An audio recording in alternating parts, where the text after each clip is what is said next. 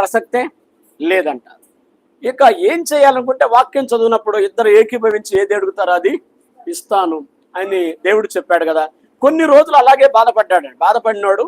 ఇక ఒక రోజు ఆ పిల్లను కూర్చోబెట్టి భార్యాభర్తలు ఇద్దరు మోకరించి ఇద్దరు పిల్ల మీద చేయి పెట్టి, నేను మీ గర్భఫలాన్ని ఆశీర్వదిస్తానని చెప్పావు, నేను మిమ్మును మీ పిల్లలను ఆశీర్వదిస్తానని చెప్పావు నాయన.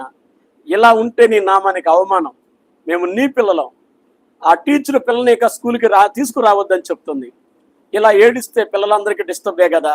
ఇట్లా జరగడానికి వీలు లేదు నాయన. ఏకీభవించే భార్యాభర్తలు ఇద్దరు ప్రార్థన చేసి హస్తం పెట్టి ప్రార్థన చేసి మరుసటి రోజు యేసయ్యా నీకు స్తోత్రం, నా ప్రార్థన విన్నావు అనుకుని భయంగానే పాస్టర్ గారు తీసుకెళ్ళి ఏం చేశాడు, పిల్లని వదిలేప్పుడు చాలా హ్యాపీగా బాయ్ డాడీ బాయ్ అంటుందంట పిల్ల.